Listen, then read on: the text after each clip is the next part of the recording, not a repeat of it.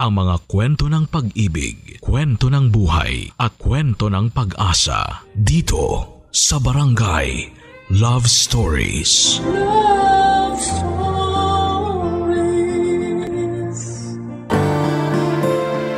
Kapag mahal natin ang isang tao, hindi tayo gagawa ng paraan para sila ay masaktan. Kasi pag mahal natin, dapat inaalagaan at iniingatan. Ikaw kabarangay, anong gagawin mo pag sinaktan ka ng taong mahal mo?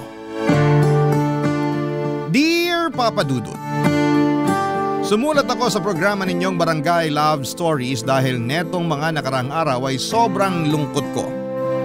Tapos aksidente kong nakita ang isa sa mga uploaded stories ninyo online na agad kong pinakinggan. At nung natapos ko nga ito ay nakaramdam ako ng gaan sa puso ko. Lalo na masasabi kong inspirational talaga yung tema ng naturang kwento. Doon na nagsimula ang pakikinig ko sa programa ninyo tapos ay naisip ko na what if ako naman ang sumulat para humingi ng payo sa mga kabarangay natin, Papa Dudut. Pero bago ko simulan ang pagkukwento ay magpapakilala muna ako sa inyo. Ako po si John David pero tawagin niyo na lamang po ako sa pangalang JD. 32 years old at nagtatrabaho bilang accountant sa isang private company sa Makati. Matangkad din ako, almost 6-footer, mestizo at gwapo. Dahil sa physical kong katangian, mataas talaga ang tiwala at kumpiyansa ko sa sarili ko. Yun din ang dahilan kung bakit naging habulin ako ng mga kababaihan. Wala ano magagawa ko kung pinanganak akong magandang lalaki? Pero syempre aminado rin akong chick boy lalo na noong hindi ko pa nakikilala yung babaeng nagpatibok sa puso ko. Isang araw, inimbitahan ako ng best friend ko na magpunta sa party ng family nila kung saan ay 70th birthday celebration ng lola nila. Dito ko nakilala si Clarice na girlfriend ng isa sa mga cousin ng kaibigan ko. Maganda siya, sexy at may pagkasingkit. Malakas din ang datingan niya pero at the same time ay hindi siya yung mga tipo ko. Palibasa ay meron na rin akong ibang babaeng tinitingnan sa party na pinuntahan ko pero malabo ko siyang makausap. Kaya naman nagpunta na lamang ako sa cocktail section ng party hall para kumuha ng inumin. At nagkataon naman na nandun din si Clarice na agad napansin ang mga tinginan ko sa babaeng type ko, Papa Dudut.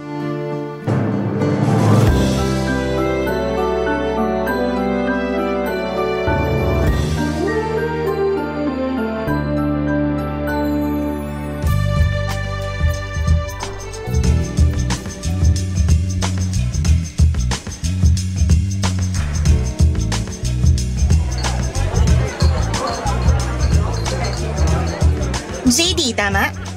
Oo, ikaw si Clarice? Ako nga. Pansin ko kanina pa nang lalaki ang mata mo kakatitig kay Yela. Yela who? Ayun nahalata mo pala. Masyado ka namang observant. Of course. Simula kasi nang ipakilala ka sa akin ng boyfriend ko kanina. Hindi ka na nawala sa isip ko. Uy, bad yan. Baka magkasala ka sa boyfriend mo. As if naman magagawa akong magloko Swerte ko na sa kanya, no? Anong ibig mong sabihin? Sabi na kayo talagang mga lalaki yung totoong chismosa. Ikaw naman? Na-curious lang since nabanggit mo na. Kaya sabihin mo na. Siyempre, napaka-gentleman niya. Kung tratuhin niya ako, malayong malayo dun sa ex-boyfriend ko na kulang na lang gawing punching bag mukha ako dahil sa hilig manuntok. Dati nga yata ang pangarap maging professional boxer tapos ako yung ginawang sparring mate. Aray, abusado pala yung ex mo. Buti na lang iniwalayan mo na siya. Yeah, pero mantakin mo umabot pa kami ng 5 years. 5 years? Natiis mo yun? Oo, mahal ko Kahit naman sino basta mahal mo yung tao, mabubulag ka sa mga red flags nila. Basta ako. Pinakamatagal ko ng relasyon, 3 buwan. Talaga? Relasyon ba tawag doon or what? Madali kasi ako magsawa sa babae. Gusto ko nagpapalit agad.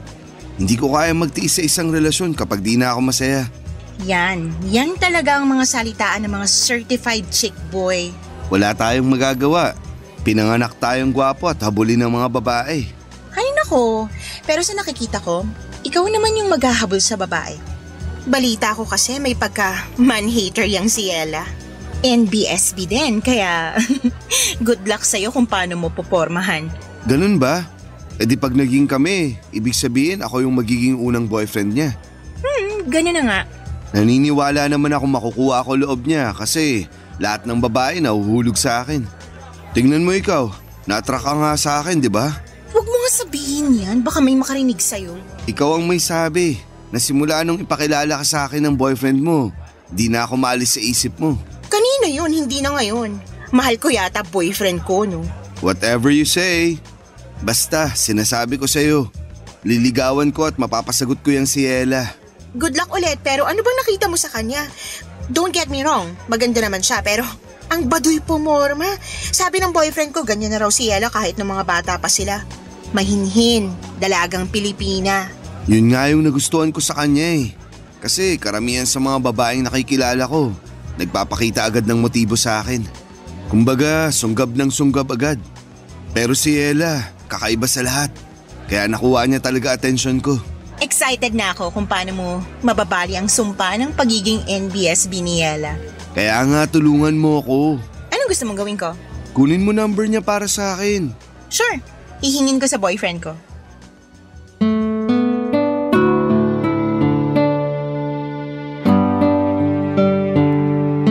Maganda si Ella, maputi, makinis ang balat, maamo ang mukha pero may pagkamanang manamit. Masyado kasing balot na para bang anytime ay mamanyakin siya ng mga kalalakihan kaya ganon yung defense mechanism niya. Pero kitang-kita ko pa rin ang kaseksihan niya dahil pasimple ko siyang tinitingnan ng mga panahong yon. Nakuha niya kasi ang atensyon ko at swerte dahil binigay din sa akin ni Clarice ang contact number niya na nakuha nito sa boyfriend niya. Natawa pa nga ako nung chineer niya ako na galingan ko ang panliligaw kay Ella Papadudut. Sa isip ko ay challenge na mapasagot ko si Ella dahil sanay ako na ako ang nililigawan at pinapasagot ng mga kababaihan. Pero iba pala talaga sa pakiramdam kapag tinamaan ka na ng pana ni Cupido. At nangyari nga yon ng unang beses kong makita si Ella. Pagkatapos ng party agad kong tinext ang number niya pero ang tagal niya bago mag-reply. Siguro inabot pa ng kinabukasan mga bandang hapon. Akala ko tuloy ay pinagtripan lang ako ni Clarice kaya maling number ang ibinigay niya sa akin. Pero nung i-text ko ulit doon si Ella ay halos lumabas ang puso ko sa aking dibdib dahil sa excitement at kaba nang mag-reply na siya. Natawa pa nga ako kasi para siyang jejemong mag-text. Una niyang tinanong kung sino ako at doon ako nagpakilala sa kanya. Akala ko ay walang magiging progreso ang pag-uusap namin dahil ang tagal na naman ulit bago niya ako nireplyan. Buti na lang at hindi ako sumuko hanggang sa nagtuloy-tuloy na ang pag-uusap namin. Makalipas ang 2 linggo ay nag-decide kaming magkitang dalawa, Papadudut.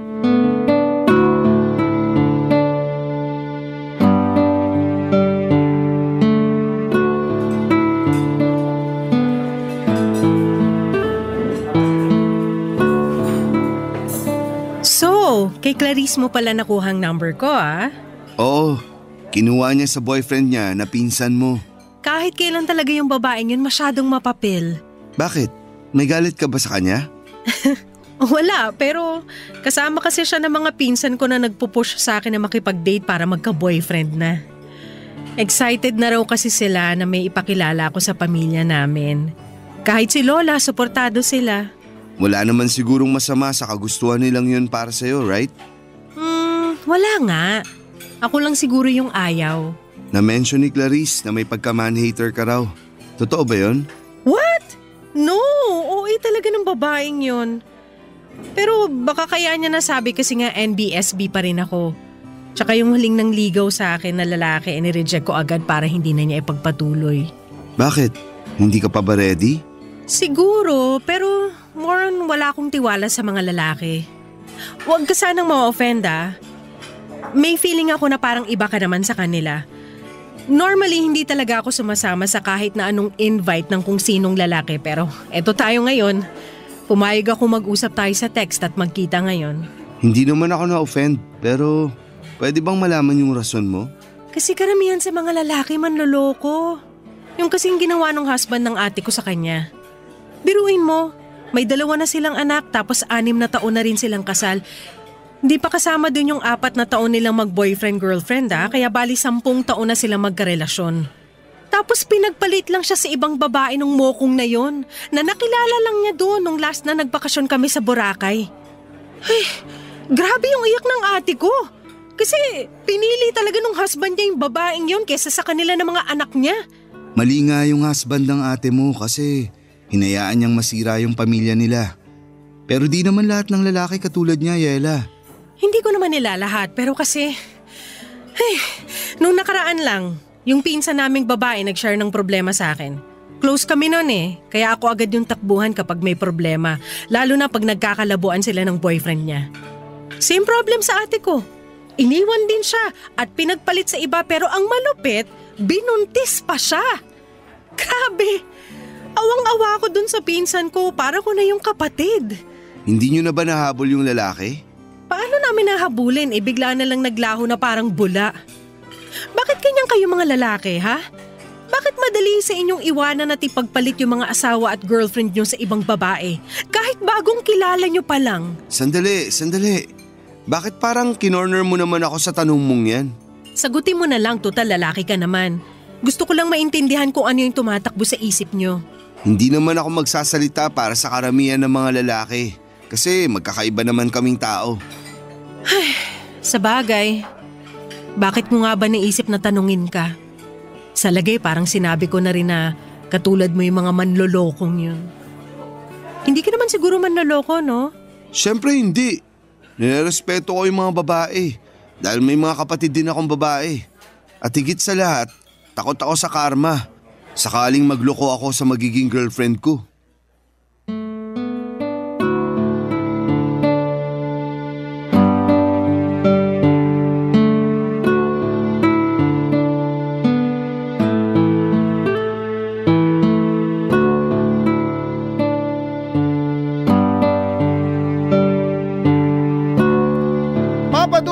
After ko siyang i-date sa isang mamahaling restaurant sa isang lugar na kung saan ay hindi ko akalaing magdadala ako ng babae.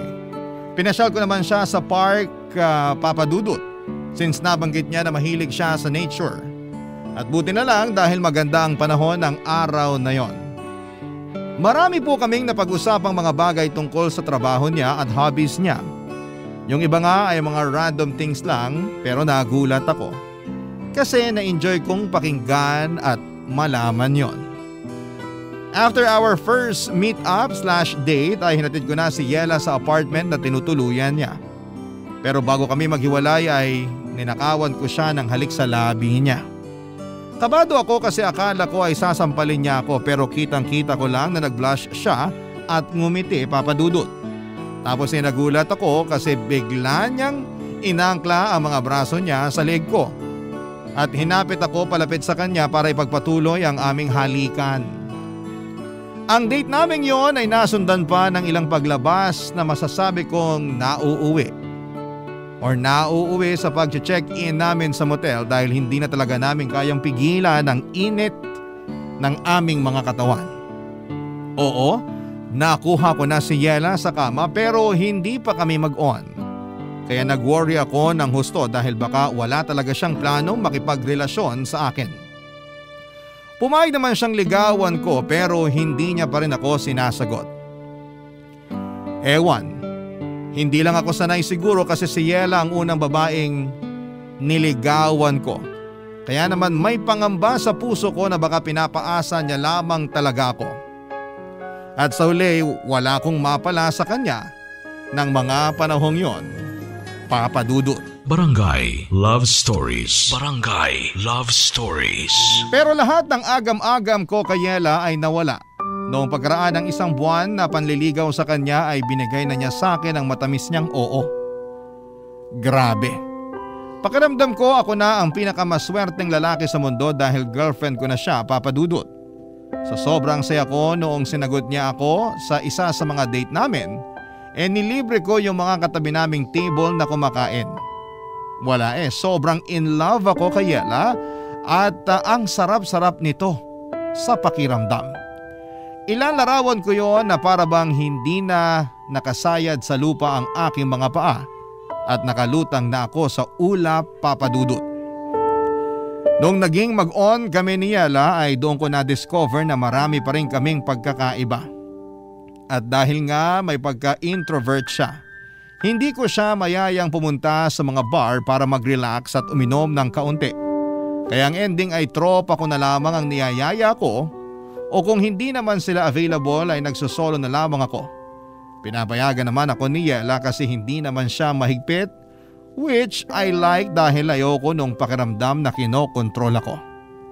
Masaya na rin naman ako na may kaunting lungkot kasi sana naman kahit papaano subukan man lang niyang makisama sa mga trip ko, Papa Dudut.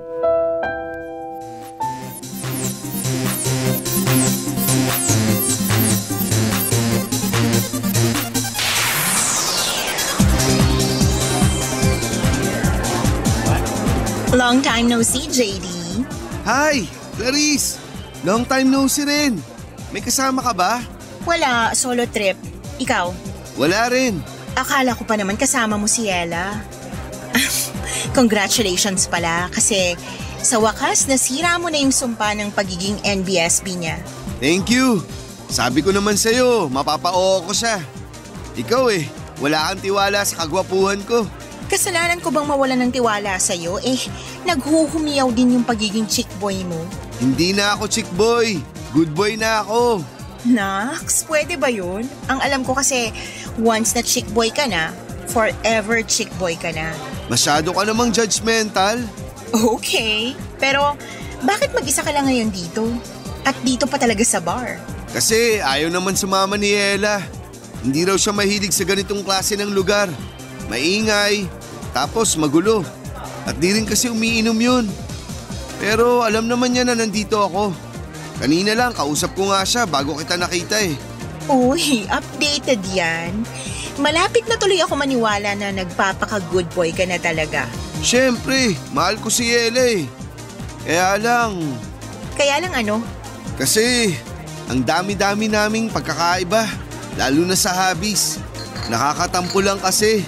Di man lang niya magawang mag-adjust para sa akin. Katulad na lang nung pagsama niya rito sa bar para mag-chill.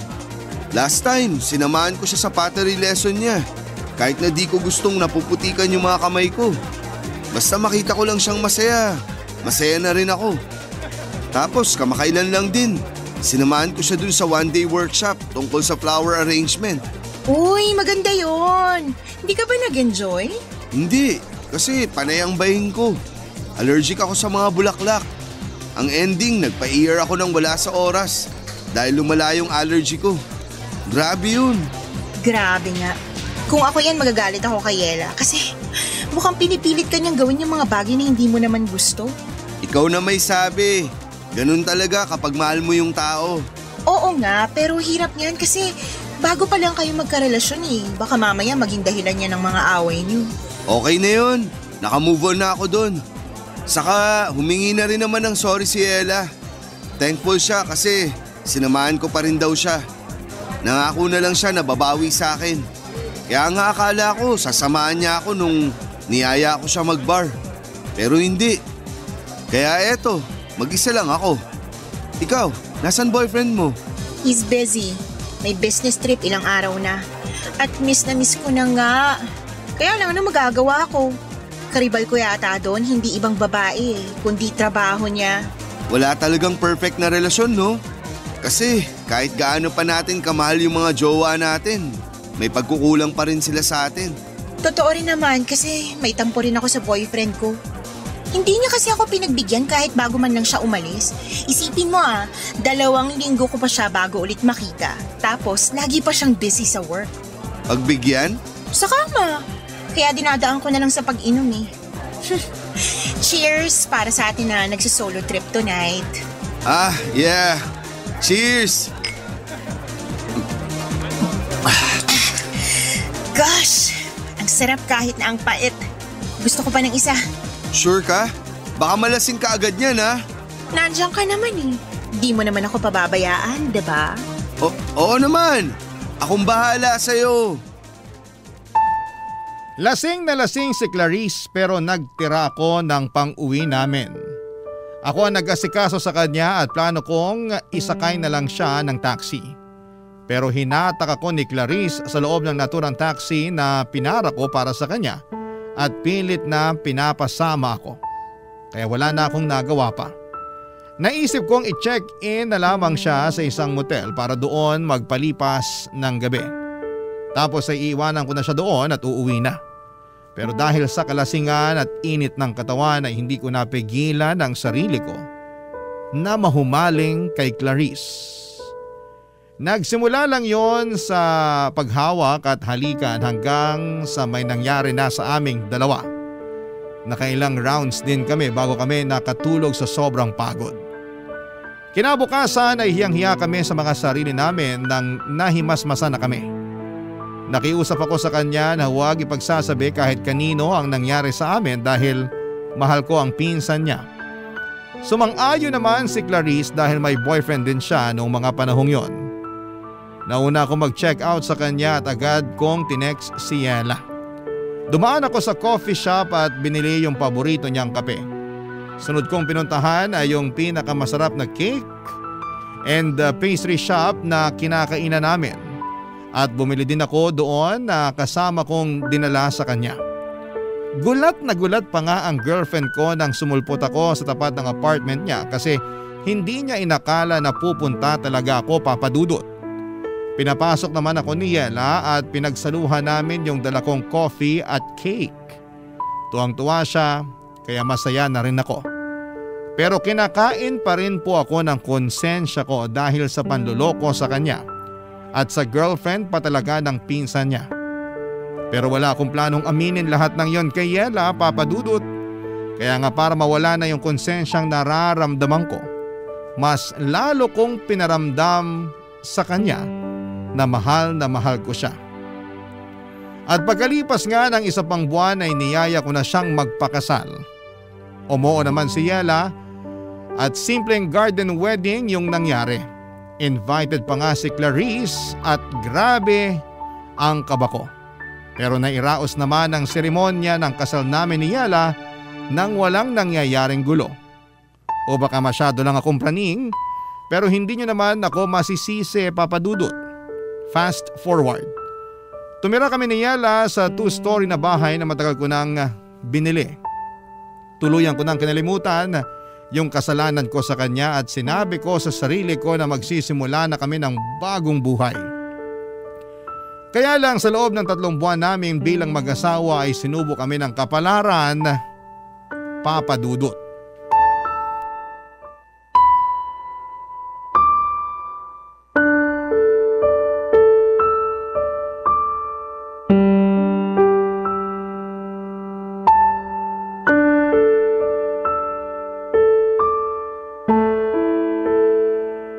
Negative na naman, babe. Ganun ba? Hayaan mo na. Subukan na lang ulit natin. Pero paano kung wala na naman? Paano kung negative na naman yung resulta? Hindi ko alam pero umasa na lang tayo na baka makabuo na rin tayo, babe.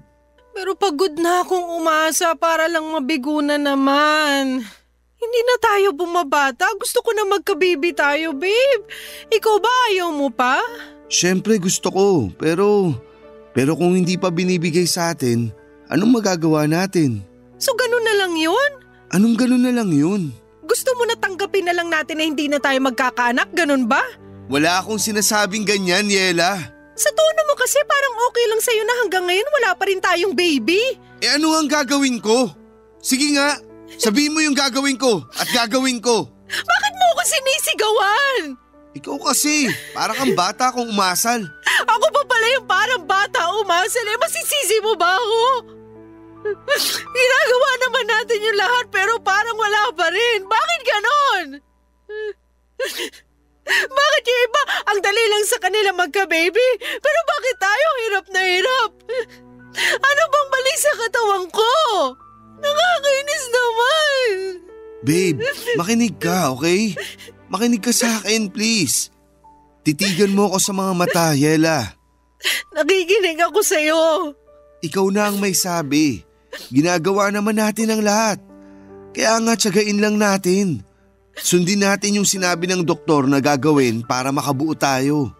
Tapos ipagdasal din natin. Kasi naniniwala ako na kapag pinagdasal natin yung bagay na gustong-gusto natin, ibibigay sa atin yun ng Diyos. Ayoko lang na iwanan mo ko pag hindi kita nabigyan ng anak. Bakit ko naman gagawin yun? Hindi ko lang mapigilang matakot. Hindi ko gagawin yun sa'yo. Hindi kita iiwanan dahil lang di mo pa ako mabigyan ng anak. Di ba? Nangako tayo sa harap ng Diyos na aalagaan natin ang isa't isa, na mananatili tayo sa tabi ng isa't isa sa hirap at ginhawa. Kaya bakit ko naman sisirain yung sumpaan natin yun? Sige nga. Pasensya na kung masyado lang akong praning. Ayoko lang masira yung pamilya natin lalo na nagsisimula pa lang tayo. Hindi masisira ang pamilya natin kahit naabutin pa tayo ng ilang dekada na mag-asawa. At kung kalooban ng Diyos na hindi tayo magkaanak, di pa rin kita iiwan, babe. Mahal na mahal kita. Ikaw yung babaeng pinili kong makasama habang buhay. Kaya tutuparin ko yung pinangako ko sa'yo nung kasal natin. Mahal na mahal din kita. At ikaw din yung lalaking gusto ko makasama habang buhay. Kaya salamat, babe. Kasi napanatag na yung kalooban ko. Mabuti naman. Halika nga, yakapin kita. Huwag mo na munang isipin na wala pa rin tayong baby hanggang ngayon, ha? Buo naman yung pamilya natin, kahit wala tayong anak. Saka malay mo, binibigyan lang tayo ni God ng mahaba-habang time para masolo ang isa't isa bago tayo maging ganap na magulang. Kaya huwag ka na masyadong mag-alala. Sana nga ganun lang yun. Sana nga pansamantala lang yung hindi natin pagkakaroon ng baby. Kasi ready na naman tayo maging magulang kaya sana pagkalooban na tayo. Basta, wag lang tayong tumigil sa pagdadasal. Naniniwala ako na nakikinig siya sa atin. Hindi lang si Yela ang frustrated ng mga panahong yon dahil ako rin, Papa Dudut. Gustong gusto ko na rin kasi na magka-baby lalo pa't hindi na ako bumabata pa. I'm already 31 that moment at yung ibang batchmate ko ay may 2 o 3 anak na. Malaki rin ang pagsisisi ko kasi sana noon pa lamang ay nakilala ko na si Yela para maaga kaming nakapagsimula ng pamilya. Tapos kung kailan pwede na ay saka naman kami hindi magka-baby. Sa kabila ng lahat ay alam kong mas matindi yung lungkot na nararamdaman ng misis ko dahil hindi niya ako mabigyan ng anak. Kaya nga imbes na sisihin siya sa bagay na hindi rin naman niya kontrolado, inunawa ko siya ng husto, inalagaan at minahal, Papa Dudut. Sa kabila ng paulit-ulit naming pagkabigo na magkaanak ay hindi pa rin kami sumuko ni Yela. Regular kaming nagpapakonsulta sa doktor at sinusuyod ang lahat ng pwedeng makatulong sa amin. Ganon din na sinusunod ang mga payo ng mga eksperto. Pero higit sa lahat ay natutunan naming lumapit sa Panginoon para ipanata ang pagkakaroon namin ng anak. Nandun yung bumibisita kami sa mga kilalang simbahan para magdasal sa mga santo nila na tuparin ang tanging hiling naming mag-asawa upang mas makumpleto na ang pamilya namin. Mahirap pero nandun yung pag-asa na isang araw ay diringgin din ng langit ang aming dasal na magkaanak na, Papa Dudut. Barangay Love Stories. Barangay Love Stories. Pagkalipas ng 2 buwang pamamanata at pagdarasal na sana'y mabuntis na si Yela, ay sinurpresa niya ako isang umaga ng magandang balita. Kakatapos lang niyang magpiti noon at ayon sa resulta ay buntis siya, Papa Dudut. Buntis ang misis ko. Kaya naman sobrang saya namin. Nag-aayakan pa nga kami mag-asawa at nagpasalamat sa may kapal dahil sa blessing niya sa pamilya namin. Bigla kami nabuhayan ng loob dahil sa paparating naming baby. Sa katunayan ay bilang excited parents ay hindi na kami magkanda o gaga sa pagpaplano ng mga gamit na bibilhin at bagay na gagawin kapag pinanganak na ang aming anghel. Kaya lang ay hindi na yon natupad dahil pagkalipas lamang ng 2 linggo ay dinugo na si Yela at nalaglag ang baby namin. Masakit mawalan ng anak. Kahit na sabihin ninyong dugo pa lamang yon at hindi pa naman nagtatagal simula nang mabuo sa sinapupunan ni Yela. Pero matagal namin siyang hinintay at kinasabikang dumating. Kaya ganoon na lamang ang hinagpis naming mag-asawa nang maagang bawiin sa amin ang aming anak, Papa Dudut. Pagkalipas ng 2 buwan ay sinubukan ulit naming magka-baby at positive ulit si Yela. That time ay mas iningatan na namin ang pagbubuntis niya pero pagkalipas lang ng 1 buwan ay muling nalaglag ang baby namin. Lugmok na lugmok kaming mag-asawa at hindi ko makausap ng matino si Yela. Hanggang sa bigla na lamang pumasok sa isipan ko yung kasalanang nagawa ko kay Yela. At ewan ko ba kung bakit ko biglang chinat sa messenger si Clarice para maglabas ng nararamdaman sa kanya. Kinomfort naman niya ako at aaminin kong gumaan ng feelings ko ng panahon na yon. Hindi ko na lamang namalaya na mas madalas ko na pala siyang kinakausap kesa sa misis ko, Papa Dudut.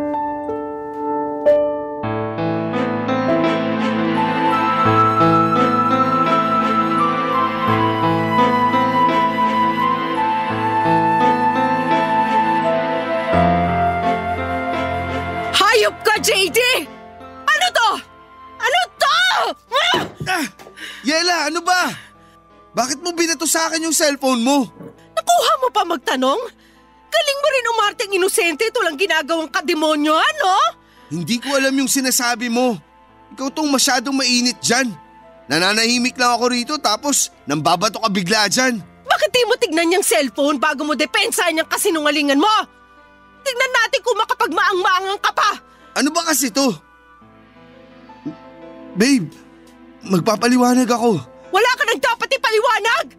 Nabasa ko na lahat dyan sa conversation niyo ni Clarice! Walang hiya kayong dalawa, ang bababoy niyo! Hindi naman namin sinasadya, babe. Saka 1 beses lang naman nangyari yun. Wala akong pakialam kahit 1 beses lang yun nangyari. Hindi pa rin yung dahilan para maabsuelto ka na sa panloloko mo sa akin.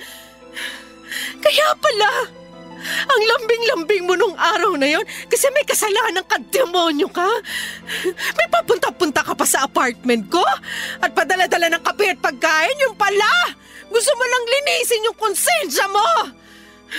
Kasama rin ba sa plano may pakasalan ako? Pinakasalan kita kasi mahal kita, babe. Huwag mo nga ako tawagin, babe. Nasusuka ako sa pagbumuka mo. Makinig ka kasi muna sa akin. Sige, bibigyan kita ng 1 minuto para magsalita.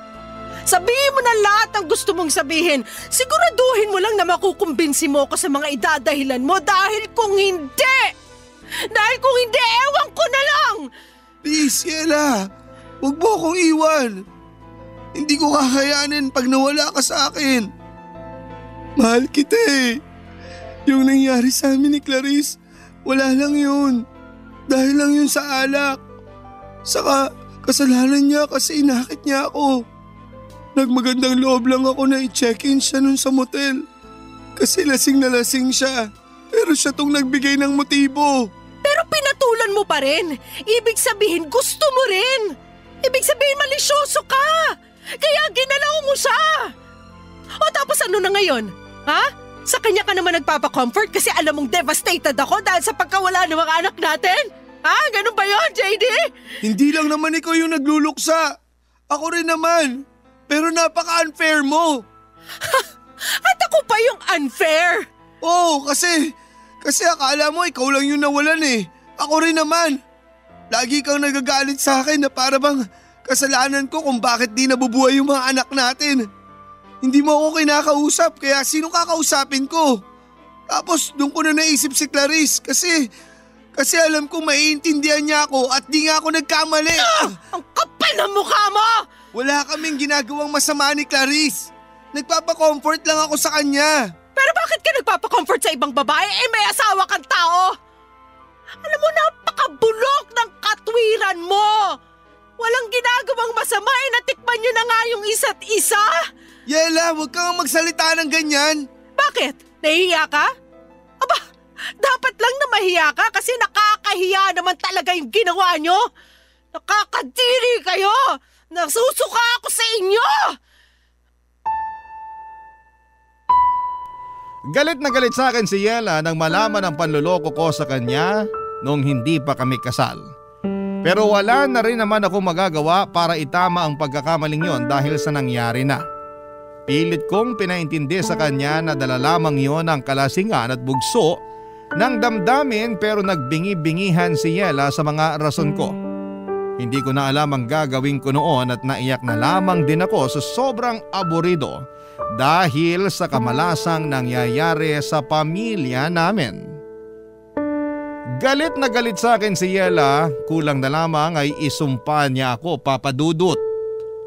Muli ako nakaramdam ng konsensya sa mga kasalanan ko sa kanya pero thankful pa rin ako dahil hindi ako hiniwalayan ng misis ko. Siguro kahit papaano ay tinablan siya ng pakiusap ko na huwag akong iiwanan. Mahal na mahal ko kasi siya. At nangako ako na gusto kong bumawi sa mga pagkakasala ko sa kanya. At kahit na hindi naman siya sumagot o sumang-ayon, ramdam ko na binigyan pa rin niya ako ng pagkakataon. Kaya ginawa ko talaga ang lahat para suyuin siya. Kahit kasal na kami, niligawan ko ulit si Yela. Pinaramdam ko sa kanya na siya lang ang babaeng gusto ko at mamahalin sa panghabang buhay. Na siya lang ang pinakamaganda at natatangi sa lahat. Pero ewan ko ba kung bakit parang lagi niyang binabaliwala yung mga efforts ko. Lagi niyang pinaparamdam sa akin na hindi ko makukuha ang loob niya kahit na anong gawin ko. Doon ako nakaramdam ng frustration kasi ang unfair niya para sa akin, Papa Dudut.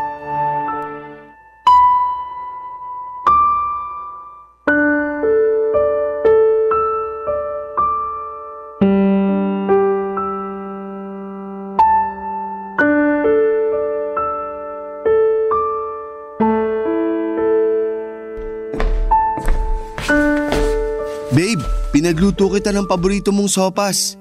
Ito dinalan kita. Lapag ko lang dito sa may tokador. Kain ka na. Salamat pero ayoko. Wala rin naman akong gana. Ay, pero hindi ka rin nagapunan kagabi. Natulog ka lang kasi sabi mo wala ka rin gana. Kailangan mong kumain kahit konti dahil iinom ka pa ng gamot. Ilang araw na yung lagnat mo. Pwede ba iwanan mo na lang ako kasi lalong sumasama pakiramdam ko sa ingay mo eh.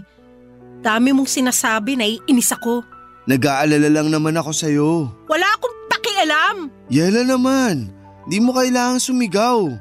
Naririnig naman kita eh. Kung naririnig mo naman pala ako, edi sana kanina ka pa umalis. Nag-aalala nga ako sa'yo kasi ilang araw ka nang may sakit. Kaya hindi ka gumagaling kasi ang tigas ng ulo mo. Mas gusto ko nga na hindi na ako gumaling para mamatay na lang din ako katulad ng mga anak natin. Huwag mo namang sabihin yan oh. Sasabihin ko yung gusto kong sabihin dahil ito yung niraramdaman ko. Pagod na ako, JD. Pagod na akong pakisamahan ka sa isang bubong dahil ang asawa na kita. Sinubukan ko naman na patawarin ka. Nabigyan ka ng tsansa na bumawi pero sa tuwing nakikita kita, naaalala ko yung pagtataksil mo sa akin. At wag mo na rin subukan mga tuwiran dahil hindi na inuubra sa akin, hayop ka. Ay, pero ginagawa ko naman lahat, di ba? Bumabawi ako, nagsisisi. Pinaparamdam ko sa'yo na ikaw lang yung mahal ko. Akala mo ba sapat na yon? Kasi kung oo, di sana nawala na tong pait at bigat na nararamdaman ko sa dibdib lahat, matagal na kitang napatawad pero hindi eh. Hindi nga ako makahinga ngayon dahil sa matinding galit kaya pwede ba? Lumayas ka na sa harap ko! Hindi ko kailangan ng pag-aalala mo! Please, Yela. Hayaan mo lang akong gawin yung tungkulin ko bilang asawa mo. Hayaan mo akong alagaan ka. Sige na. Kumain ka na para makainom ka na ng gamot.